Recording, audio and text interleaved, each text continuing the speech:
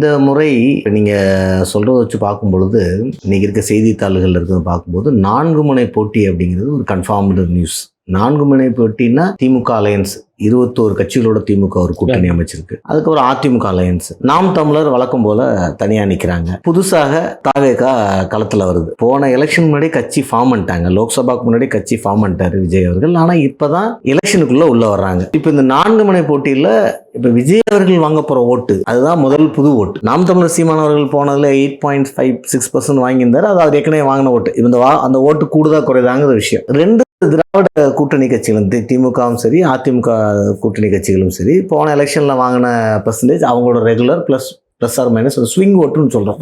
Every எலெக்ஷன்ல ஒரு 10% வந்து ஸ்விங் ஓட்டு இருக்கும். மக்களுடைய அதாவது கட்சி ஓட்டு ஒன்று, ஸ்விங் ஓட்டு ஒன்று. கட்சி ஓட்டுங்கிறது அவங்களோட கொள்கைக்காகவோ இல்லை அந்த அமைப்புக்காகவோ இல்லை ஒரு சில காரணங்களுக்காக ஒரு அசோசியேஷன் சொல்கிறோம், ஒரு காஸ்ட் ரிலிஜன் இந்த மாதிரில ஒரு அசோசியேஷன் ஓட்டுன்னு ஒன்று ஒவ்வொரு கட்சிக்கும் வந்துடுது. ஸ்விங் ஓட்டு வந்து மினிமம் 10% இருக்கும். தமிழ்நாடுல கொஞ்சம் கூட இருக்கலாம். ஸோ இந்த 4 முனை போட்டியில் இன்னைக்கு இருக்கிற சுச்சுவேஷன் தமிழ்நாட்டில் கூட்டணி கணக்கு வந்து எப்பயுமே ஒரு முக்கியமான கணக்காக இருக்குது. அதாவது ஜெயலலிதா அவர்கள் இருந்த போதும் சரி, கலைஞர் இருந்த போதும் சரி, அவங்களாம் நல்ல பெரிய ஆளுமை. ஈவன் எம்ஜிஆர் இருந்த போதும் சரி, இவங்கெல்லாம் எம்ஜிஆர் மிகப்பெரிய ஆளுமை. அவங்களுமே கூட்டணிங்கிற கால்குலேஷனை என்னைக்குமே மிஸ் பண்ணல. இந்த கூட்டணியை பலப்படுத்துறது இவங்க ரெண்டும் பண்றது. இந்த எலெக்ஷன்லயும் 2 பேருமே கூட்டணியை பலப்படுத்தியிருக்காங்க. திமுக வந்து வழக்கம் போல காங்கிரஸ், கம்யூனிஸ்ட், மதிமுக அதனுடைய அணிகள் வந்து இருக்கு. அவங்களுக்கு கூடுதல் இணைப்பு வந்து தேமுதிக. அதிமுக 24 தனியானாங்க. 21 இருந்த பாஜக திருப்பி உள்ள வந்திருக்காங்க. பாமக 2 பாமகவும் வரக்கூடிய வாய்ப்புகள் இருக்குங்கிறத நான் பாக்குறேன். மருத்துவர் ராமதாஸ்